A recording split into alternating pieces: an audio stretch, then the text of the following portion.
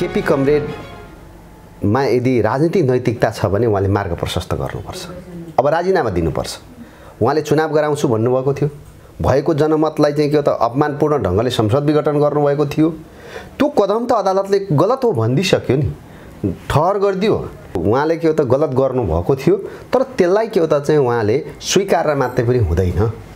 उहाँले चाहिँ के हो त मेरो गल्ती भयो भन्ने आँट गर्नुपर्छ। देशवासीको नाममा मैले गल्ती गरेको थिएँ भन्ने आँट गर्नुपर्छ। जनताको नाममा मैले गलत कदम उठाएको थिएँ, अदालतले सच्यायो भन्ने कुरा चाहिँ के हो त उहाँले त्यो त्यसरी स्वीकार गर्नुपर्छ। अदालतको निर्णय सबैले मान्नुपर्छ। अदालतको निर्णय ओली कमरेडले पनि मान्नुपर्छ।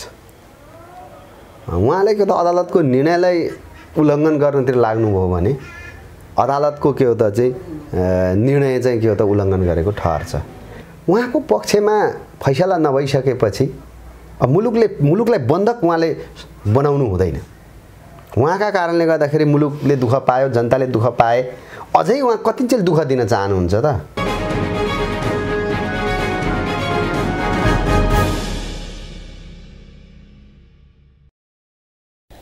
अब सम्पूर्ण इन्फर्मेसन टेक्नोलोजीका सामानहरू एकै ठाउँमा।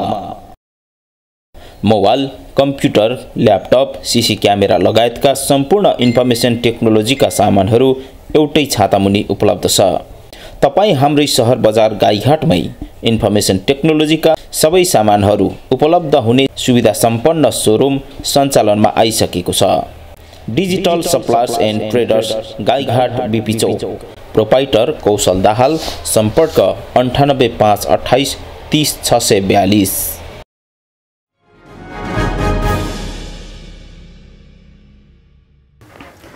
नमस्कार, पूर्णपुष्टि खबर संवादमा स्वागत छ। म भोटराज राई।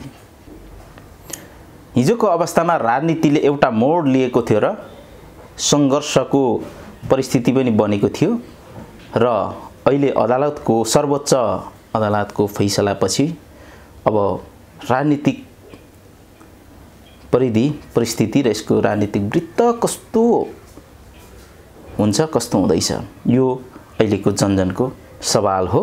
यसै सवालको पेरिफेरीमा रहेर आजको संवाद जोड्दैछौँ। हामीसँग अतिथि हुनुहुन्छ संविधान सभा सदस्य तथा नेकपाका नेता मोहनबहादुर खत्री।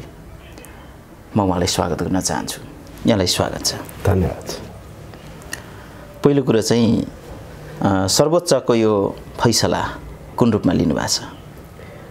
यो अदालतले आफ्नो चाहिँ जो निष्पक्ष छ, अदालत न्यायको पक्षमा छ, रहन्छ, स्वतन्त्र छ भन्ने कुराको पुष्टि गरेको छ पहिलो कुरो। दोस्रो कुरो, यो कदम असंवैधानिक थियो। संविधानमा प्रधानमन्त्रीलाई कहीँ पनि विशेष अधिकारको व्यवस्था गरिएको थिएन। नेपालको संविधान 2072ले प्रधानमन्त्रीलाई चाहिँ संसद विघटन गर्ने अधिकार कहीँ पनि दिएको थिएन र त्यतिखेर संविधान निर्माणको परिस्थितिमा चाहिँ यो पटक पटक सरकार संसद विघटनको प्रक्रियाले विगत चाहिँ 47 को संविधान पछाडिका परिघटनाहरू जो 4-5वटा चाहिँ संसद विघटन भए त्यसले चाहिँ मुलुकमा अस्थिरता ल्यायो। बहुमत दिएर कुनै राजनीतिक पार्टीलाई बहुमत दिए पनि स्थिर सरकार हुन नसक्ने रहेछ भन्ने कुरा हामीले त्यसलाई शिक्षा लिएर नेपालको संविधान 2072ले चाहिँ त्यो कुरालाई निरूपण गरेको थियो र त्यसले कसरी निरूपण गरेको थियो भनेदेखि चाहिँ प्रधानमन्त्रीलाई विशेष व्यवस्था नराख्ने, संविधानमा त्यो प्रावधान नराख्ने, संविधानले चाहिँ संसदलाई चाहिँ विघटन गर्नु पर्यो भने कुन परिस्थितिमा मात्रै विघटन गर्न सक्ने भन्ने कुरा पनि स्पष्ट रूपमा किटान गरेको थियो कि संसदले सरकार दिन नसकेको कुनै पनि परिस्थितिमा सरकार दिन नसक्ने परिस्थिति आएमा त्यो पनि अल्पमतको सरकारले मात्रै त्यो चाहिँ विघटन गर्न पाउने गरी व्यवस्था गरिएको थियो। तर यो अहिले केपी कमरेडलाई त नेकपा पार्टीले उहाँलाई के हो त संसदीय दलको नेता बनाएर प्रधानमन्त्री बनाएर पठाएको थियो। संसदबाट उहाँ बहुमत द्वारा चाहिँ प्रधानमन्त्री बन्नुभएको थियो। त्यसमा पनि उहाँ त के हो त भन्दाखेरि चाहिँ झन्डै के हो त 2/3 सरकारको नेतृत्व गरिराख्नु भएको थियो। त्यसकारणले उहाँलाई नभएको अधिकार, पहिलो कुरो उहाँलाई संसद विघटन गर्ने अधिकार थिएन। उहाँ 2/3 चाहिँ के हो त नजिकको सरकार हुँदाहुँदै यो परिस्थितिमा उहाँले चाहिँ एउटा अहङ्कारवश यो संसद विघटन गर्नुभएको हुनाले यो असंवैधानिक छ, संविधानले नदिएको कुरा गर्नुभएको थियो। त्यसकारणले के हो त संविधान मिच्ने काम गरेको थियो।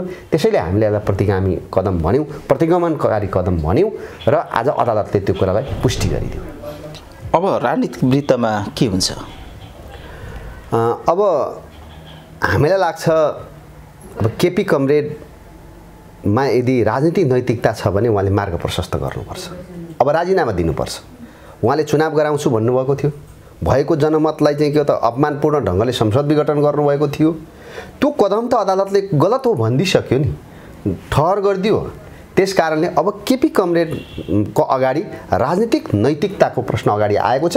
त्यसकारणले अब उहाँले नैतिकताको आधारमा राजीनामा दिएर सरकार निर्माणको लागि मार्ग प्रशस्त गर्नुपर्छ। कहिलेसम्ममा दिनुपर्छ उहाँले राजीनामा, र उहाँले राजीनामा दिनु भएन भने के हुन्छ? हाम्रो कुरा त्यो उहाँले राजीनामा दिनुपर्छ भन्ने कुरा हो। तर अब उहाँले दिनु भएन भने के हुन्छ भन्ने कुरा चाहिँ अब संसदमा उहाँको विपक्षमा चाहिँ अब अविश्वासको प्रस्ताव जान्छ। यदि उहाँले दिनुहुन्न, यदि उहाँले चाहिँ मार्ग प्रशस्त गर्नुहुन्न, उहाँले गल्ती गरेको कुरालाई के हो त रियलाइज गर्नुहुन्न, अब देशलाई के हो त यो अप्ठ्यारामा चाहिँ के हो त द्वन्द्वतिर भिडन्ततिर लाने काम जो गर्नुभएको थियो त्यो कुरो अदालतले सच्याइदिएको छ। त्यसकारण यसरी स्थिर मुलुकलाई, एउटा अगाडि बढिरहेको देशलाई, राजनीतिलाई खलबल्याउने काम उहाँबाट भएको हुनाले उहाँले के हो त चाहिँ अब नैतिकताको आधारमा उहाँले राजीनामा गर्नुपर्छ। यदि राजीनामा नगर्ने हो भने अविश्वासको प्रस्ताव सामना गर्न तयार हुनुपर्छ। प्रधानमन्त्रीले सर्वोच्चको यो फैसलालाई, निर्णयलाई अनपेक्षित हो तर समर्थन छ भनेर प्रतिक्रिया दिइरहनु भएको छ। यसले के सङ्केत गर्छ? उहाँले अदालतको निर्णयलाई स्वीकार गर्छु भन्ने अर्थ लाग्छ त्यसले। त्यो ठिक छ, अदालतको के हो त निर्णयलाई उहाँले स्वीकार गर्नुलाई त्यसलाई अन्यथा मान्न सकिँदैन। त्यो उहाँले के हो त गलत गर्नुभएको थियो, तर त्यसलाई के हो त चाहिँ उहाँले स्वीकार मात्रै पनि हुँदैन। उहाँले चाहिँ के हो त मेरो गल्ती भयो भन्ने आँट गर्नुपर्छ। देशवासीको नाममा मैले गल्ती गरेको थिएँ भन्ने आँट गर्नुपर्छ। जनताको नाममा मैले गलत कदम उठाएको थिएँ, अदालतले सच्यायो भन्ने कुरा चाहिँ के हो त उहाँले त्यो त्यसरी स्वीकार गर्नुपर्छ। होइन यो अनपेक्षित भयो, गलत भयो, तर म मान्न बाध्य भएँ भन्ने कुरा चाहिँ के हो भन्दाखेरि त्यो चाहिँ अझै पनि उहाँभित्रको चाहिँ स्वीकारोक्ति चाहिँ के हो भन्दाखेरि चाहिँ सहर्ष स्वीकारोक्ति होइन। संसदले अब अविश्वासको प्रस्ताव ल्याउनै पर्ने परिस्थिति हुन्छ या ल्याउँछ या अरू के हुन्छ? अब दुईटा बाटो छ। अब केपी कमरेड अहिले हाम्रो नेपाल कम्युनिस्ट पार्टी विभाजनको वैधानिक हिसाबले विभाजनको प्रक्रियामा अझै पनि पुगेको छैन। व्यावहारिक हिसाबमा हामी विभाजन भइसकेका छौँ। हामी आफ्नो के हो त चाहिँ कार्यक्रमको बीचबाट गइरहेका छौँ। आफ्नो सङ्गठन तलसम्म निर्माण गरेर गएको परिस्थिति छ। व्यवहारमा हामी विभाजनमा पुगेका छौँ, तर कानुनी हिसाबले, संवैधानिक हिसाबले हामी अझै पनि विभाजनको परिस्थितिमा छैनौँ। निर्वाचन आयोगले त्यो कुरा चाहिँ के हो त टुङ्ग्याएको अवस्था छैन। यो परिस्थितिमा के रहने, के गर्ने भन्ने कुरा चाहिँ अझै पनि के हो त चाहिँ अब पार्टीलाई एकताबद्ध बनाउनका लागि चाहिँ केपी कमरेडले केही कदमहरू उठाउनुपर्छ।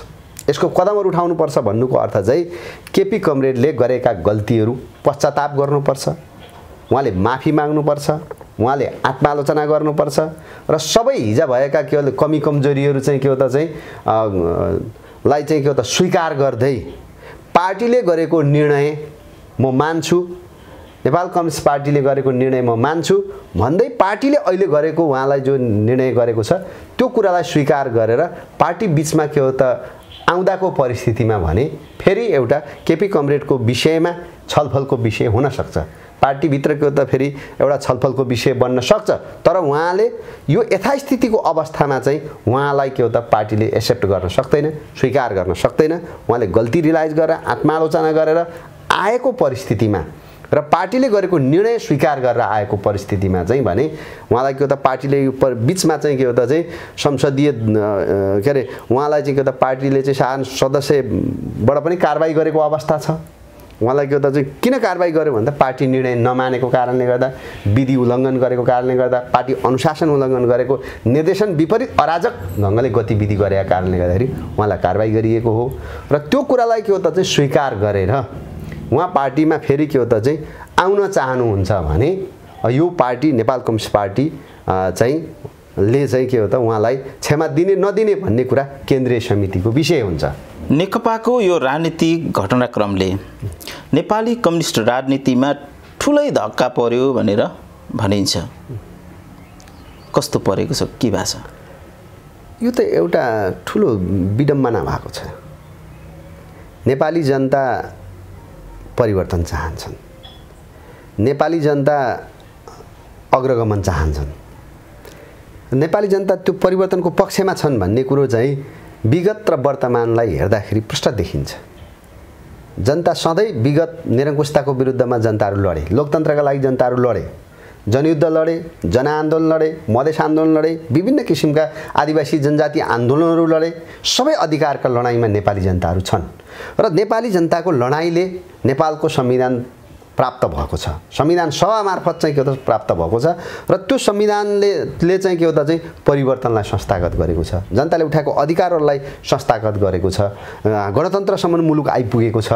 हामी समावेशी समानुपातिक लोकतन्त्रसम्म मुलुकलाई ल्याइपुर्याएका छौँ र जनताले उठाएका के हो त चाहिँ थुप्रै अधिकार, घाँस बास कपास स्वास्थ्य शिक्षालाई मौलिक अधिकारको रूपमा स्वीकार गरेर आएको यो संविधान नेपाली जनताको अधिकार सम्पन्न संविधान हो र यो संविधान आउनसम्म के हो त जनताको चाहिँ विगतको योगदान राम्रो छ, महत्त्वपूर्ण योगदानले नै जनताको योगदानले नै यो प्रतिफल प्राप्त भएको हो। अब वर्तमानको सन्दर्भमा पनि जनता परिवर्तनको पक्षमा छन् भन्ने कुरा चाहिँ कहाँ देखिन्छ भने समाजवादको आधार तयार गर्ने भनेर संविधानले परिकल्पना गरेको छ र त्यो समाजवादको आधार निर्माण चाहिँ कम्युनिस्ट पार्टीको नेतृत्वमा मात्रै सम्भव छ भन्ने कुरो जनताले प्रश्न बुझेर नै अहिले नेपाल कम्युनिस्ट पार्टीलाई के हो त जनताले बहुमत पनि दिए। तर त्यो बहुमतलाई के हो त चाहिँ जुन रूपबाट चाहिँ के हो त जनताले दिएको जनमतको सम्मान गर्दै जनता मुलुकमा समाजवादको आधार तयार गर्नुपर्ने कुरा, समृद्ध नेपाल निर्माण गर्नुपर्ने कुरा, जनचाहना चाहिँ के हो त सम्बोधन गर्नुपर्ने कुरामा पार्टीले जसलाई के हो त प्रधानमन्त्रीको रूपमा चाहिँ अघि सारेर पठायो उहाँले त्यो कुरालाई के हो त सम्बोधन गर्न सक्नु भएन। पार्टीले अघि सारेको घोषणापत्रको चाहिँ आधारमा के हो त काम गर्न सक्नु भएन। त्यसले गर्दाखेरि के भएको छ भने नेपाली जनताले चाहिँ फेरि पनि के हो त चाहिँ होइन यो चाहिँ कम्युनिस्ट पार्टीलाई हामीले बहुमत दिएर पनि केही नहुने रहेछ, केही भएन भन्ने एउटा निराशा पैदा भएको छ। त्यो निराशा पैदा गर्ने काम, निराशा चाहिँ के हो त बढाउने काम चाहिँ केपी कमरेडले गर्नुभयो। आशा जगाउन सक्नु भएन, घोषणापत्र अनुसार काम गर्न सक्नु भएन। उल्टो के हो त चाहिँ कानुनलाई के हो त संविधानलाई के हो त चाहिँ मिच्न थाल्नुभयो। उल्टो के हो त जनताको चाहना भावनालाई सम्बोधन गर्ने भन्दा उहाँले चाहिँ के हो त चाहिँ जनचाहनामाथि चाहिँ तुषारपात गर्ने, मतलाई चाहिँ जनमतको चाहिँ के हो त कदर गर्ने भन्दा अपमान गर्ने खालको क्रियाकलाप गर्दाखेरि चाहिँ अविश्वास बढाउने काम भयो। अब यसलाई के हो त चाहिँ उहाँले गरेको गल्तीका कारणले गर्दाखेरि आज नेकपालाई पनि के हो त प्रश्न बनिरहेको छ। नेकपालाई के हो त जनताप्रति जाने उत्तरदायी भएर काम गर्ने कुरामा चाहिँ के हो त प्रश्न चिन्ह खडा गर्ने काम चाहिँ के हो त गर्नु भएको छ। त्यसकारणले के हो त नेकपालाई पनि यसले धक्का लागेको छ। नेकपा कसरी एकता हुन सक्छ भन्ने विषयमा आफ्नो विचार त राखिसक्नुभयो। अब के नेपालको कम्युनिस्ट जुन राजनीति, कम्युनिस्ट राजनीतिलाई जुन उचाइमा पुर्याएको थियो, यसको देश विदेशमै एक खालको चर्चा भएको थियो, अब त्यो उचाइसम्म कसरी पुग्न सक्छ या पुग्न सक्छ? त्यसको चाहिँ अब हामीले कुनै एउटा अमुक व्यक्तिलाई मात्रै के हो त दोष थुपाएर पनि हुँदैन। गम्भीरतापूर्वक समीक्षा गर्नुपर्छ। त्यो गम्भीरतापूर्वक समीक्षा गरेर कहाँ कमजोरी भयो त? हामीले अघि सारेको के हो त चाहिँ हाम्रो कार्यक्रम, पार्टीको नीति र कार्यक्रममा कहाँ कमी भयो? हामी समाजवादसम्म जाने भनेर हामीले जुन तय गरेका थियौँ, हाम्रो जनताको जनवाद चाहिँ हामीले हाम्रो कार्यक्रमको रूपमा चाहिँ तय गरेका थियौँ कि त्यो जनताको जनवादलाई कार्यान्वयन गर्ने कुरामा कहाँ समस्या भयो? हामीले समाजवादको आधार तयार गर्ने भनेर जो भनेका थियौँ, पार्टीको कार्यदिशा अब त्यता उन्मुख हुन्छ भनेका थियौँ, त्यो कार्यदिशा निर्माणमा कहाँ कमी भयो, कार्यान्वयनमा कहाँ कहाँ कमजोरीहरू रहे, त्यो कुरामा के हो त गम्भीरतापूर्वक पहिलो समीक्षा हुनुपर्छ। दोस्रो कुरो अब त्यो कार्यक्रमलाई लागू गर्नको लागि नेतृत्वले खेल्नुपर्ने भूमिकामा कहाँनिर कमजोरी भयो? नेतृत्व त्यो बाटो हिँड्यो कि हिँडेन? नेतृत्वले पार्टीको के हो त चाहिँ नीति र कार्यक्रम अनुरूप चाहिँ हिँड्यो कि हिँडेन? पार्टीको कार्यदिशा अनुसार कार्यान्वयनको प्रक्रियामा गयो कि गएन? त्यो कुराको पनि गम्भीरतापूर्वक समीक्षा गरेर यो परिघटनाको बिचबाट समीक्षा गरेर फेरि के हो त हामीले एउटा चाहिँ के हो त चाहिँ गति सहित यो समीक्षा सहित आलोचना र आत्मालोचनाको प्रक्रिया सहित जनतासँग भएका कमजोरीहरूलाई स्वीकार गर्दै राम्रा पक्षहरूलाई के हो त चाहिँ हामीले जनताको बिचमा स्थापित गर्दै र भावी दिनमा हामी यसरी समाजवादको आधार निर्माण गर्छौं भन्ने एउटा चाहिँ के हो त स्पष्ट रूपरेखा सहित जनतामा जानुपर्छ र त्यो परिस्थितिबाट चाहिँ हामी के गर्न सक्छौं फेरि पनि के हो त जनतालाई हामीले एउटा लिएर आशा विश्वासमा लिइरहन सक्छौं। एउटा अर्को कुरो चाहिँ हामीले कार्यदिशाको सवाल यो गर्नुपर्छ भने हामीले अर्को कुरा के गर्नुपर्छ भन्दाखेरि चाहिँ अब हामीले चाहिँ यो अहिलेको नेतृत्वले त्यो कार्यक्रम दिन सकेन। अब फेरि पनि के हो त चाहिँ कम्युनिस्ट पार्टीको चाहिँ के हो त आधारमा एउटा चाहिँ के हो त चाहिँ परिस्थितिमा भर्सक सकिन्छ एकताबद्ध भएर फेरि कम्युनिस्ट पार्टीको एउटा सरकार निर्माणको मार्ग प्रशस्त के हो त ओली कमरेडले गरिदिएर फेरि के हो त एउटा चाहिँ के हो त एकताबद्ध भएर फेरि कम्युनिस्ट पार्टीको नेतृत्वमा सरकार निर्माण गरेर फेरि काम पुरा गर्ने एउटा सङ्कल्प गर्न सक्नु पर्यो कि त्यो सकिँदैन भने अब के त भन्दाखेरि चाहिँ बाँकी अब कम्युनिस्ट पार्टीले नेतृत्व गर्न सम्भव हुन्छ, नेतृत्वमा सरकार निर्माण गरेर यी कार्यक्रमलाई अगाडि बढाउनुपर्छ र त्यो निर्णायक भूमिका चाहिँ सरकारमा को संसदमा सरकारमा र जनताको के हो त नीति र कार्यक्रममा पनि निर्णायक भूमिका कम्युनिस्ट पार्टीले खेल्नुपर्छ। आधिकारिकताको प्रश्न छ नि, त्यसमा चाहिँ चुनाव चिन्ह पनि जोडिएको छ, निर्वाचन आयोगले कसरी निर्णय देला?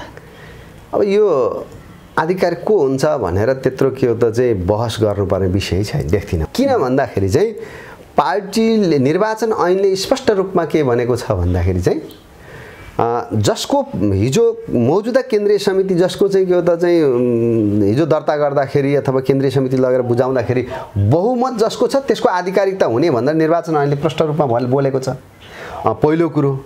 दोस्रो कुरो चाहिँ के हो त चाहिँ हाम्रो विधान हाम्रो पार्टीको के हो त अन्तरिम विधानले स्पष्ट रूपमा के भनेको छ भने बहुमत चाहिँ के हो त चाहिँ को प्रणालीलाई बहुमतको निर्णय अल्पमतले मान्नुपर्छ भन्ने कुरा स्पष्ट रूपमा उल्लेख छ भने त्यो अवस्थामा चाहिँ हाम्रो पार्टीको चाहिँ के हो त चाहिँ अब नेपालको संविधानले पनि के हो त चाहिँ अब दललाई के हो त 40% पार्टीमा संसदमा सर्टकटमा भन्दाखेरि अब यहाँहरुकै दाबी छ र यहाँहरु पक्षमै आउन सक्छ। किनकि हामीसँग 441 मध्ये बहुमत केन्द्रीय सदस्य हामीसँग हुनुहुन्छ। यदि त्यो होइन भन्ने कुराको सन्दर्भमा यदि निर्वाचन आयोगलाई शंका छ भने स्पष्ट रूपमा चाहिँ के हो त आफ्नो नागरिकता लिएर चाहिँ आउनुस्, दुईटा चाहिँ के हो त चाहिँ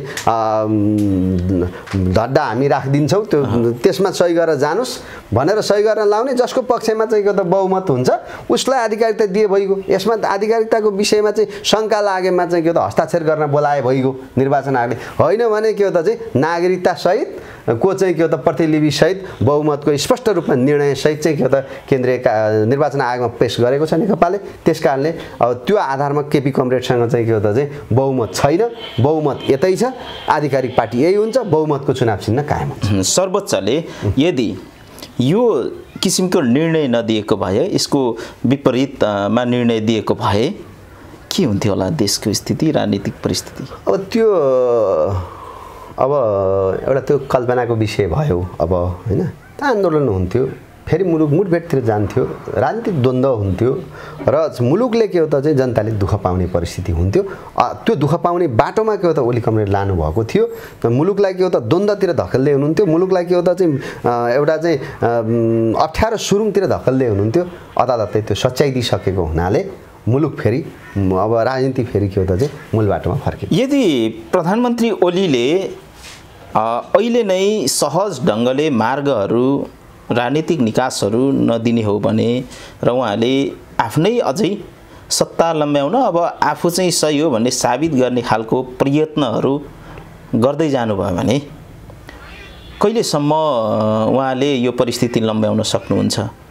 अनि विभिन्न समस्या पनि सिर्जना होला, त्यसको निराकरण कसरी र कहिलेसम्म हुन सक्छ होला? के हुन सक्छ? अदालतको निर्णय सबैले मान्नुपर्छ। अदालतको निर्णय ओली कमरेडले पनि मान्नुपर्छ। उहाँले के त अदालतको निर्णयलाई उल्लङ्घन गर्नतिर लाग्नुभयो भने अदालतको के हो त चाहिँ निर्णय चाहिँ के हो त उल्लङ्घन गरेको ठहर्छ। त्यसकारण हामीलाई विश्वास छ अदालतको निर्णय विपरीत ओली कमरेड जानुहुन्न भन्ने कुरा हामीलाई लाग्छ। पहिलो कुरो जानुभयो भने अदालतको के हो त चाहिँ विषय बन्छ। अर्को कुरो चाहिँ अब उहाँले मैले अघि पनि भने उहाँको पक्षमा फैसला नभइसकेपछि मुलुकलाई बन्धक उहाँले बनाउनु हुँदैन। उहाँका कारणले गर्दाखेरि मुलुकले दुःख पायो, जनताले दुःख पाए, अझै उहाँ कतिन्जेल दुःख दिन चाहनुहुन्छ त? उहाँले दुःख दिने होइन, जनता उहाँको पक्षमा रहेनन्, उहाँको पक्षमा चाहिँ के हो त चाहिँ फैसला र भएन। त्यस कारणले के हो त उहाँले त अब त मुलुकलाई बन्धक बनाएर राख्ने होइन, मुलुकलाई अगाडि बढाउनको लागि मार्ग प्रशस्त गर्नुपर्छ। सङ्कटकाल पनि लगाउन सक्नुहुन्छ भनिन्छ। यस्तो हो, अब सङ्कटकाल लगाउन पनि त कारण चाहियो नि। कुन परिस्थितिमा सङ्कट लगाउने? किन त सङ्कटकाल लगाउने भनेको चाहिँ के हो त चाहिँ कि त कुनै विपत्ति आइलाग्नु पर्यो, त्यो परिस्थिति पनि होइन। राजनीतिक रूपमा त्यस्तो सङ्कट परिस्थिति निर्माण भएको परिस्थिति पनि होइन भने अहिले सङ्कटकाल लाउने परिस्थिति नि छैन नि। कुनै एकजना व्यक्तिको सनकमा सङ्कटकाल लगाएर दुनियाँलाई दुःख दिने कुरा गर्नुभयो भने फेरि पनि उहाँ अर्को के हो त जनताको के हो त कडगडामा उभिन तयार हुनुपर्छ। यो दोस्रो गल्ती हुन्छ। संसद विघटन गर्नुभयो, गल्ती गर्नुभयो, अहिले अदालतले सच्याएको छ, फेरि सङ्कटकाल लागू गर्नतिर लाग्नुभयो भने उहाँको के हो त त्यो अर्को गल्ती हुन जान्छ र त्यो गल्तीमाथि गल्ती थुपाएर देश जनतालाई दुःख दिने काम गर्नु हुँदैन। अब पुनर्स्थापित संसदले प्रधानमन्त्री र राष्ट्रपतिको हकमा के गर्न सक्छ अब र के गर्नुपर्छ यहाँको निजी विचार पनि सुनौँ। राष्ट्रपति र प्रधानमन्त्रीको सन्दर्भमा त अब जे गर्छ त्यो संसदले गर्छ।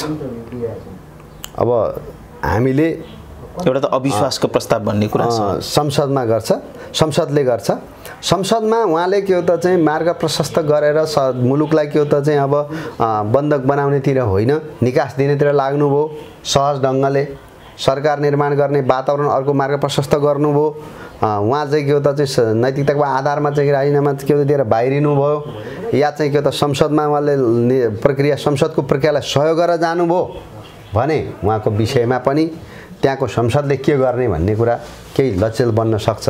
तर संसदलाई असहयोग गर्ने, नीति निर्माण गर्ने निकायलाई नि के हो त चाहिँ कहिले हमला गर्ने, विघटन गर्ने, पुनर्स्थापना हुँदा पनि के हो त त्यसलाई बन्धक बनाउने, त्यसलाई चाहिँ के हो त चाहिँ कामयाबी हुन नदिने किसिमको चाहिँ के हो त चाहिँ हरकत गर्न थाल्नुभयो भने संसदले उहाँलाई के हो त चाहिँ महाभियोग पनि लान्न सक्छ। नेकपाको फुटले प्रतिपक्ष दल नेपाली काङ्ग्रेसलाई चाहिँ निकै राजनीतिक फाइदा चाहिँ दियो अथवा तुल्यायो भनेर यसरी पनि टिप्पणी गरिन्छ नि। त्यो परिस्थिति निर्माण भएको छ। अब नेपाल कम्युनिस्ट पार्टी सबैभन्दा ठुलो पार्टी, बहुमत ल्याएको पार्टी, जनताले विश्वास गरेको पार्टी आज के हो त चाहिँ एकजना व्यक्तिको एउटा नेताको चाहिँ के हो त सनकका कारणले, एउटा व्यक्तिको के हो त चाहिँ केपी कमरेडको चाहिँ के हो त गलत हरकतका कारणले गर्दाखेरि पार्टीलाई तहस नहस बनाएको अवस्थामा यो ठुलो पार्टी, जनताले धेरै के हो त चाहिँ अब चाहिँ के हो त 16 लाख भन्दा बेसी के हो त चाहिँ पार्टी सदस्यता भएको यो पार्टी आज यत्रो ठुलो पार्टी चाहिँ के हो त चाहिँ विभाजनको परिस्थितिमा पुर्याउने काम जो केपी कमरेडले गर्नुभएको छ। यो शक्ति विभाजन भएको बेलामा त स्वाभाविक रूपले दोस्रो पार्टीलाई फाइदा त हुने देखिन्छ नै। मुलुकको दोस्रो ठुलो पार्टी काङ्ग्रेस छ, त्यसले के हो त फाइदा लाभ लिन सक्छन्, लाभ लिने कुरा स्वाभाविक छ, लाभ लिन सक्ने परिस्थिति रहन्छ। तर फेरि पनि के हो त यो कुरामा चाहिँ अब जनताले विश्वास गरेको अवस्थामा चाहिँ के हो त यो काम गल्ती गर्ने काम गर्नु हुँदैन थियो।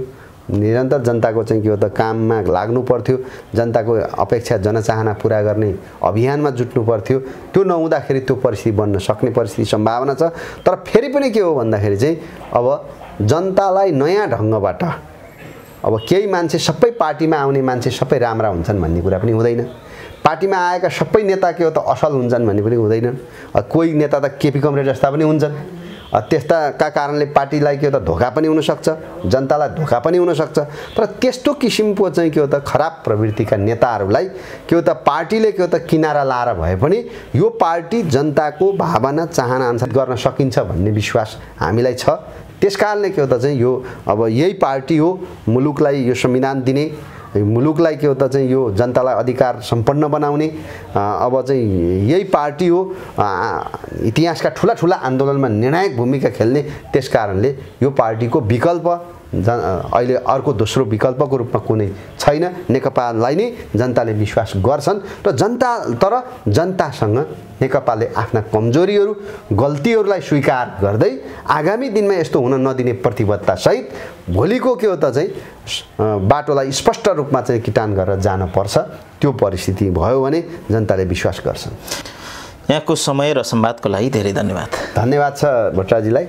यहाँले चाहिँ के हो भने मेरो आफ्नो विचारलाई जनताको बिचमा चाहिँ पुर्याउने अवसर प्रदान गर्नुभएकोले यो पूर्ण पुष्टि र त्यसपछि यहाँ भट्टराजीलाई विशेष धन्यवाद दिन्छु र सबै सुनिरहनुभएका आदरणीय सबै साथीहरूलाई फेरि पनि के हो त चाहिँ अब यो अहिलेको विषम परिस्थितिलाई चाहिँ के हो त एकताबद्ध भएर नेपाल कम्युनिस्ट पार्टीको झण्डा मुनि सबै एकताबद्ध हौँ। सबै कार्यकर्ताहरू, छरिएका कार्यकर्ताहरू अहिले दायाँ बायाँ हामी जो जहाँ भए पनि अहिले केही भ्रममा परेर अन्य कुनै दायाँ बायाँ भएका भए पनि सबै साथीहरू अहिले चाहिँ के हो त चाहिँ अब यही नेकपामा चाहिँ फर्किनका लागि पनि म आग्रह गर्न चाहन्छु र सबै कार्यकर्ताहरू अब नेकपाको चाहिँ यही झण्डा मुनि गोलबन्द हुन अपिलसहित यहाँलाई धन्यवाद दिन चाहन्छु। धन्यवाद। आदरणीय दर्शकहरू, यो संवाद यहाँलाई कस्तो लाग्यो, सल्लाह सुझाव र प्रतिक्रियाको लागि अपेक्षा गर्दछौँ। हस्, अहिलेको संवादबाट बिदा हुन्छौँ। नमस्कार।